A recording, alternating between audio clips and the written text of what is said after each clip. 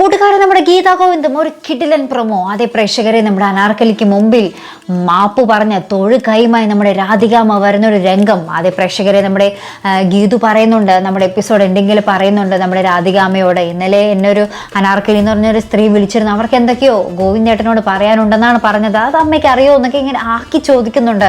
അപ്പോൾ തന്നെ നമ്മുടെ രാധികാമ്മയ്ക്ക് ഭയങ്കര ടെൻഷനായ അതും ഇതൊക്കെ ആയ ശേഷം നമ്മുടെ ജയിലിൽ അനാർക്കലി നേരിട്ട് പോയി കാണുന്ന രംഗമൊക്കെ ആയിട്ട് നമുക്ക് കാണുവാൻ സാധിക്കുന്നത്.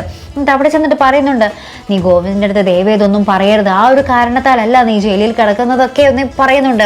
അപ്പോൾ എന്തായിരിക്കും അതിന് പിന്നിൽ ആ ഒരു രഹസ്യം? നമ്മുടെ അനാർക്കലി എന്തു പറയാനാകും നമ്മുടെ ഗോവിന്ദനെ വിളിക്കുന്നത്? അനാർക്കലി ആ ജയിലിൽ നിന്നും ഇറങ്ങുന്നതോടുകൂടി നമ്മുടെ രാധികാമ്മയുടെ ഭദ്രന്റെ കാര്യത്തിൽ എന്തായാലും തീരുമാനമാകുമെന്ന് നമുക്ക് മനസ്സിലായി.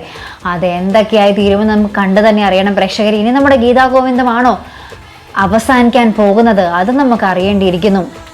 എന്തായാലും ഈ പ്രശ്നങ്ങളൊക്കെ കലങ്ങി തെളിയുമ്പോൾ നമ്മുടെ ഗീതവും ഗോവിന്ദും ഒരു പേടിയും കൂടാതെ അങ്ങോട്ടും ഇങ്ങോട്ടും എന്താ പറയുക, ആ ഒരു പ്രണയമൊക്കെ വെളിപ്പെടുത്തുന്ന രംഗം തന്നെയായിരിക്കും പിന്നീട് നമുക്ക് കാണുവാൻ സാധിക്കുന്നത്. അപ്പോൾ ഗീതാ ഗോവിന്ദം അവസാനിക്കാറായോ ഇനി?